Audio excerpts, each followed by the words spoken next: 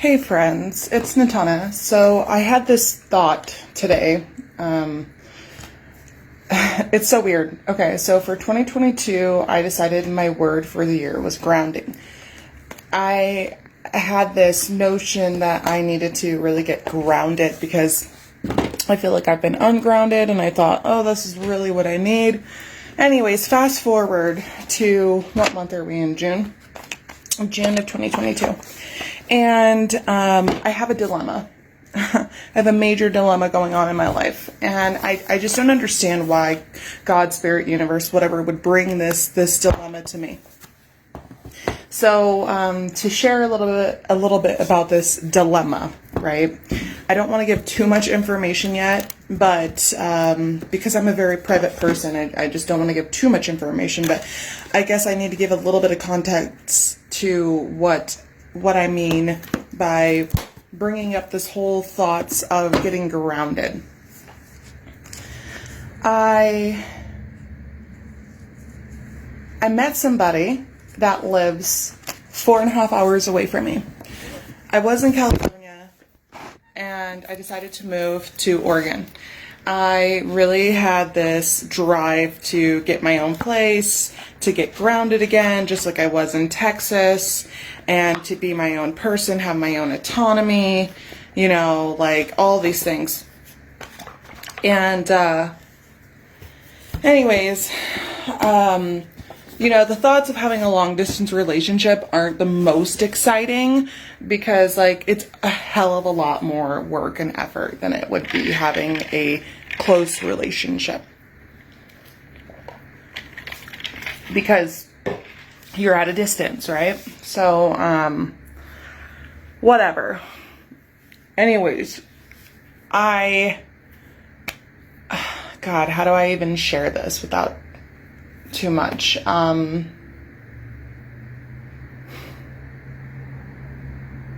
So I wasn't planning on moving, immediately back to California. I wanted to give it some time before I made that commitment back to California, to make sure that this was the right relationship, since it was still new, to see how things would go. So my point is my energy was set on staying here in Oregon for a bit, okay? Anyways, I get an email through my Indeed, from Indeed.com, which is a job searching website, if you don't know that. And I'm being scouted for a massage instructor position because I am a licensed massage therapist for over 15 years. And I was just like, what the heck, right? I'm being scouted for a massage instructor position. And you know where it's at? It's 30 minutes from where this partner lives. And I'm just like, what the fuck, man? Universe, what is going on? So going back to what I'm talking about here is being grounded.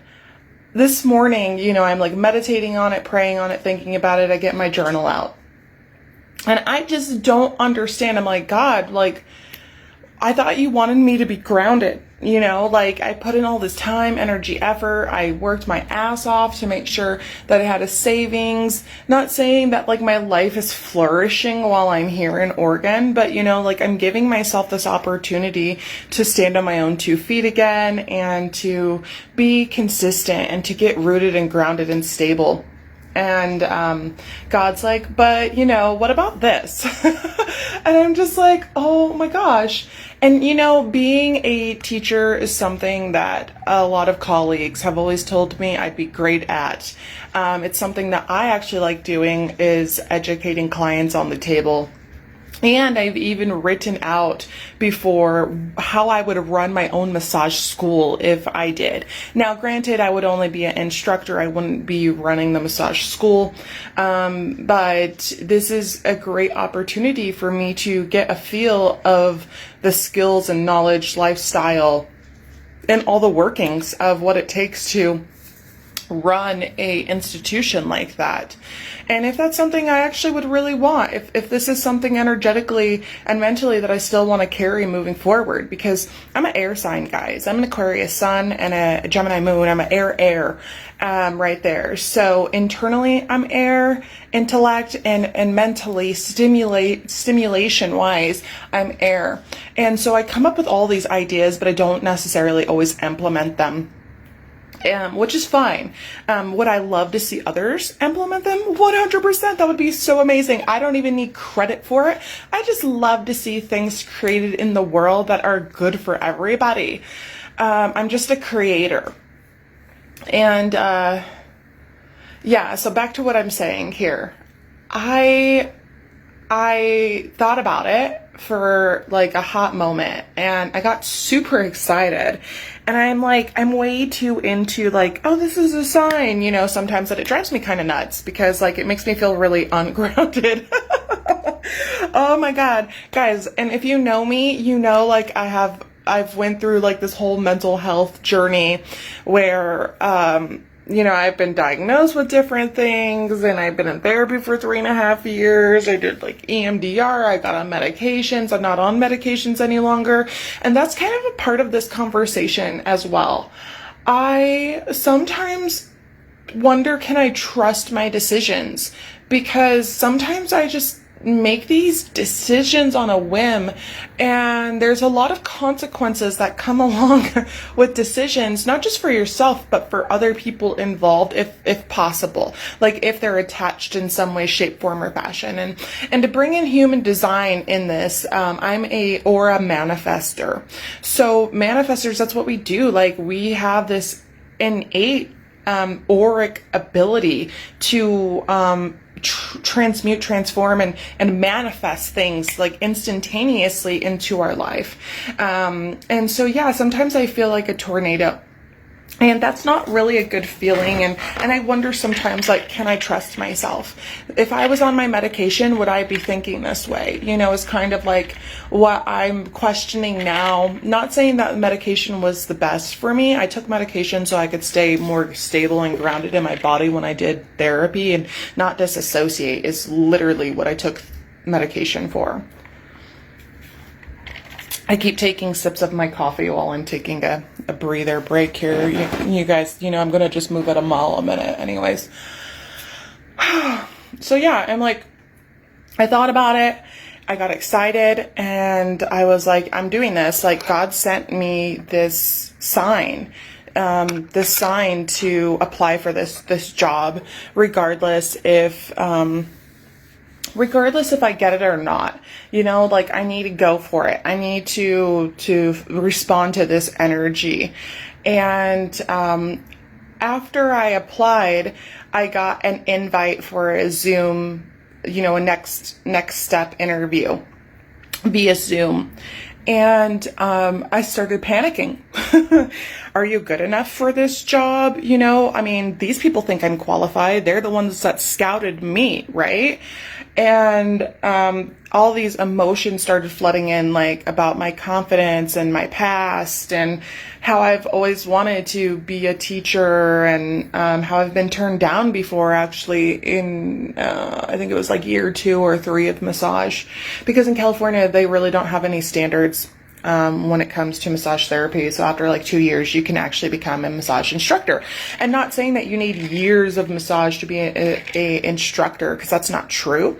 But yeah, like I'm just like getting flooded with all this like doubt and scarcity and, like you're going to disappoint so many people and you have to break your lease, and then you need to find a place to live, and then the cost of living in California is so much greater than it is here, and that's one of the big reasons why you left, and just all these things. And where am I going to be? How am I going to do this? Am I going to have to sacrifice and just be a roommate with a stranger?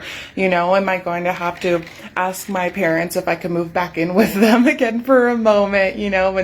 And then the job, the job is actually paying $5 under the average for California for that job, which is very curious.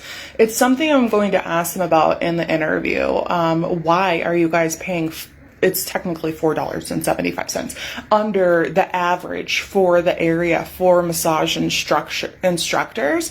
And of course, I need to ask them as well, like, why are you hiring for 2 new instructors? What happened to your old instructors? You know, the basic things that you should be asking during an interview that I know really pisses off employers, because a lot of times they're just used to people groveling and really just like, I'm the best and I'm not even going to worry about how shitty your company is, when, you know, you really do want to work for a good company and you do want to work for a good team and you want to make sure that you're going to be satisfied in where you're going to be. And specifically as a massage therapist, doing that at an interview, man, they just get really taken back. They don't expect it because it's not so much like a corporate world thing. And even in a corporate world, I know that they don't enjoy it that much because they're normally selling you on how amazing they are. And you don't really have to ask them all those questions because, like, you know for a fact that they're like a top, I don't know, what are those companies, like the top 1,000 companies or 100 companies to work for or something? I don't know.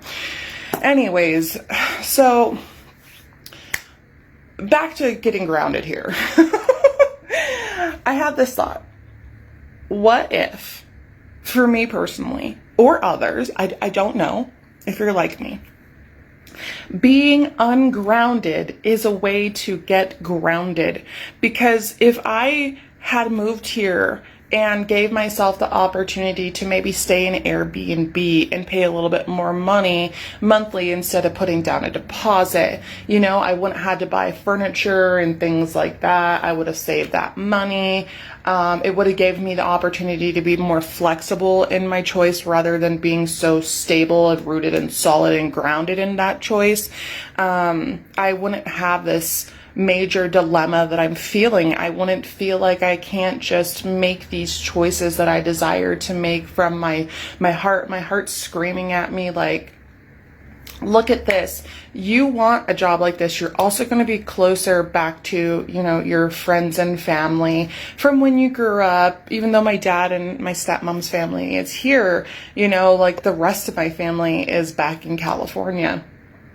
And, you know, just, I don't know. I feel so conflicted and confused. Like, I'm just like, universe, revealed to me, what the hell? You know, is this the lesson to learn for me individually at the age of 35, that being grounded is ungrounded?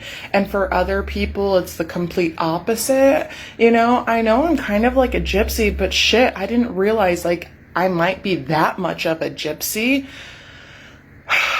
Part of my goals being here this year was, 1, to get back into my spirituality, 2, to take care of myself and have no excuses. And by taking care of myself, I mean physically, mentally, emotionally. That's what I mean. And then also get my money up and, you know, keep it up, because you always got to do that, right? Like, I live in this 3D world. That's something I have to do. My desire was to get a Class C motorhome and to have that as my home, so that way I could travel. I guess this is something that I've known all along. I just didn't expect me to be leaving so soon or wanting to leave so soon. I've literally have only been here. Oh God, what is today? The 10th, the 12th? Maybe like a month, literally, like maybe just a month I've only been here. And most of you are probably like, that's not even long enough for you to decide, Natana, if you need to go or stay. You know, you're not rooted enough to really make that decision. Are you just running away, you know, chasing the next best thing? And do I wish like I was a different person in these moments? 100%. 100%. I wish I was a different person. But then the other aspect of me is just like, no, like, this is who you are. Like, this is what you are. Like, stop judging yourself and just kind of let yourself be and trust and like let the universe unfold for you, you know? So yeah, I just kind of wanted to share this weird thing going on where maybe being ungrounded for me and having loose ends is safer and healthier and happier and actually more grounding for me than it is to be more traditionally grounded, as in the majority of other people who live somewhere for years on end and make these long-term commitments and really thrive in those types of environments. Like, I've lived somewhere before where I've stayed for quite some time, and it was good for me, but at that time I was married, and I was in a committed partnership for a very long time, and I was against us signing like a longer lease, which is really funny because it was only a few months longer than a year, and it was like a year and a half, and at the year and a half we decided to re-sign another longer lease.